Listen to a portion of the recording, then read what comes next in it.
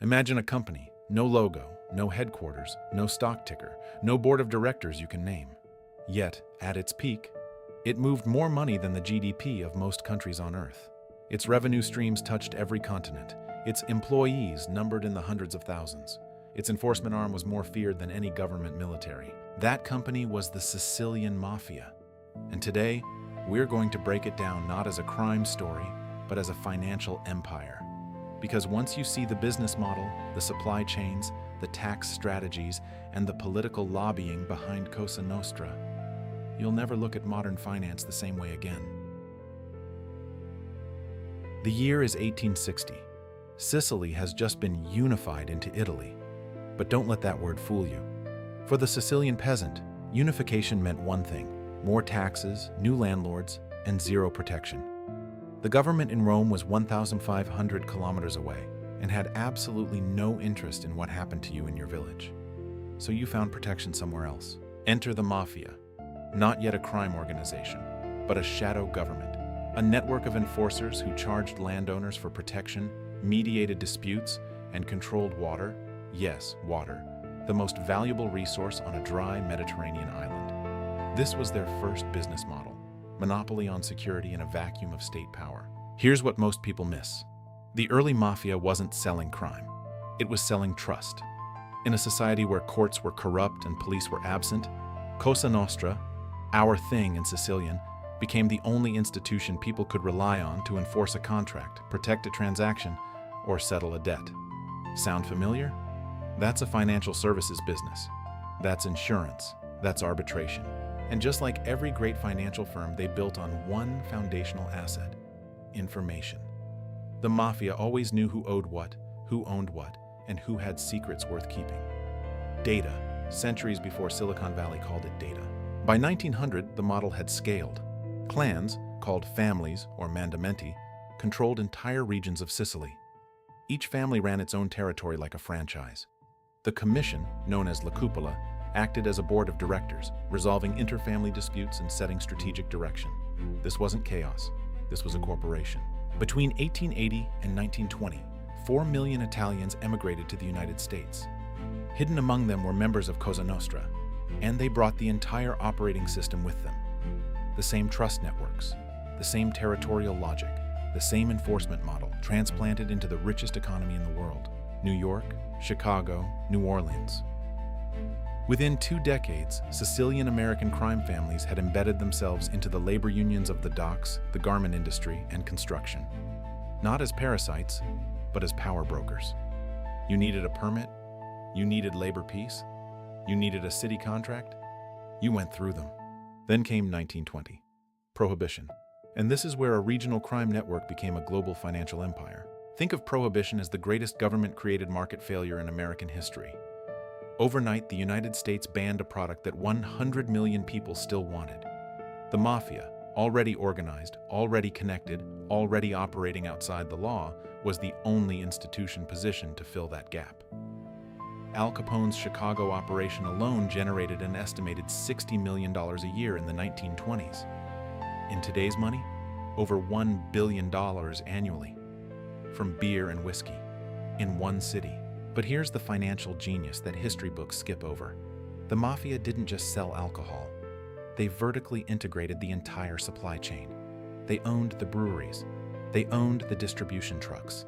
They owned the speakeasies. They bribed the judges who dismissed the cases. They bribed the police who looked the other way.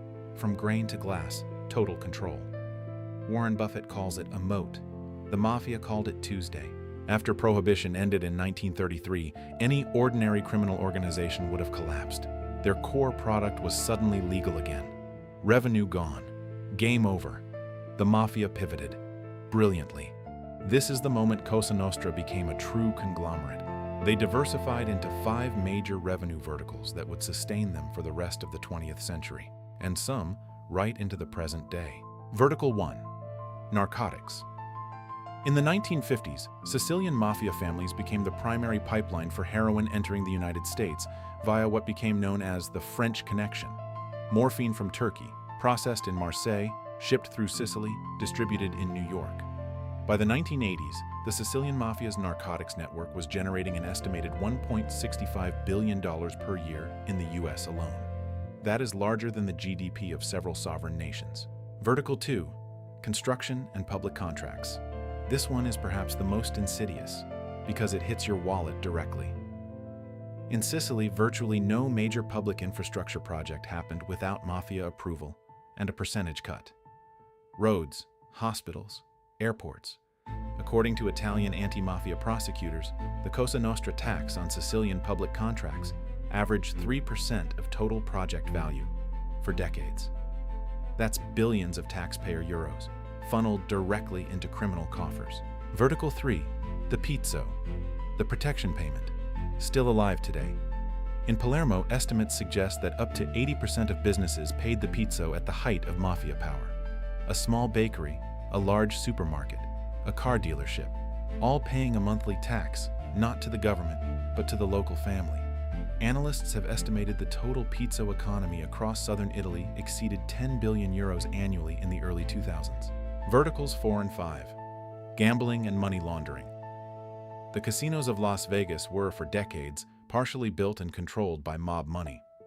The Teamsters Pension Fund, a legitimate financial institution managing billions of dollars of working Americans' retirement savings, was used as a mafia bank. Loans went out to casino projects. Returns flowed back clean. It was the most sophisticated money laundering operation the world had ever seen.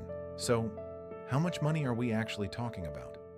This is where historians, economists, and prosecutors have debated for decades, because by definition, criminal empires don't file annual reports. But the evidence we have is staggering. In 1986, the U.S. President's Commission on Organized Crime estimated that the American mob generated $50 billion annually. In 2009, the United Nations Office on Drugs and Crime published a landmark report estimating that transnational organized crime generated approximately $870 billion per year globally, with Italian mafias, particularly the Camorra and Ndrangheta, accounting for a massive share of that figure. In 2014, Italian anti-mafia research center Transcrime published a comprehensive study estimating that Italian organized crime alone generated revenues of approximately 138 billion euros per year, equivalent to roughly 9% of Italy's entire GDP. 9% of a G7 economy run by criminals. And the Sicilian Mafia, Cosa Nostra, while no longer the dominant force it once was the original architect of this system. The template, the prototype. When you add up the cumulative revenues of Cosa Nostra and its American affiliate across the 20th century, adjusted for inflation, you are comfortably in the trillions of dollars. Conservative estimates reach $1.5 to $2 trillion. Others go far higher. For context, Amazon's total revenue since its founding in 1994 through 2023 is approximately $3.5 trillion. The mafia was operating at comparable cumulative scale, without a single public filing, without a single shareholder meeting, and without paying a cent of corporate tax. Every empire falls. And the story of how the Sicilian Mafia began to crack is, in many ways, as instructive as the story of how it rose. The 1980s were the peak, and the beginning of the end. The Mafia Wars, the Corleone clan, led by the savage Salvatore Totorina, launched an internal purge so brutal that it shocked even hardened prosecutors. Hundreds of rival mafiosi executed, then judges, then politicians, then the general commanding the fight against them, Carlo Alberto Dalla Chiesa, shot dead in Palermo in 1982 alongside his wife. This was the strategic miscalculation. When your empire becomes so visible, so violent, so impossible to ignore, you lose the most valuable asset you ever had: deniability. Judge Giovanni Falcone, working with collaborating witness Tommaso Buscetta, cracked open the internal structure of Cosa Nostra in a way it had never been exposed before. The result was the Maxi Trial of 1986 to 1987, 474 defendants in a specially constructed bunker courthouse in Palermo, 360 convicted. It was the largest criminal trial in history. Falcone himself was assassinated in 1992 in a motorway explosion that killed him, his wife, and 3 bodyguards. His colleague Paolo Borsellino was murdered just 57 days later. But the state did not retreat. The RICO statutes in the United States, the 41-bis prison regime in Italy, complete isolation for convicted mafia bosses, the Pentiti program, offering leniency to informants, The Mafia had made the same mistake every overextended empire makes. It confused invincibility with invisibility. They are not the same thing. Rina was finally captured in 1993, after 23 years as a fugitive. He had been hiding in Palermo the entire time, not in a jungle, not in a foreign country, in the city his organization controlled. He died in prison in 2017, still convicted, still defiant. The last of the old godfathers. Here's what I want you to take away from this, and it's not a glorification. Every person the Mafia ever touched paid a price. The farmers, the shopkeepers, the judges, the families of informants. The cost of $1 trillion criminal empire is measured in broken lives, not just broken laws. But the financial architecture, stripped of the violence, reads like a masterclass in monopoly building, vertical integration, political capture, and brand protection. Cosa Nostra succeeded financially because it understood something that every great corporation understands. Control the choke point, and you control the market. They controlled the choke point on safety, on contracts, on supply chains, on information. They built loyalty through obligation and fear, which, if you replace fear with incentives, is exactly what every major employer on earth does. The difference between a cartel and a corporation is sometimes just a legal charter. And the history of the Sicilian Mafia is the history of what happens when the state leaves a vacuum, and someone else with no accountability and no ethics fills it. The Mafia is weaker today than it has been in a century, but it is not gone. The Ndrangheta of Calabria has inherited much of the global narcotics infrastructure. Estimates place their annual revenues above 50 billion euros.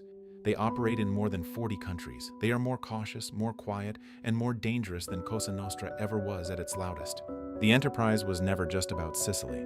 It was about the eternal human market for protection, profit, and power. And that market never closes. If this story opened your eyes to the hidden financial architectures that shape our world, subscribe to Atlas Untold. Every week, we pull back the curtain on the empires, systems, and decisions that the history books leave out. Hit the bell, share this video, and we'll see you in the next one.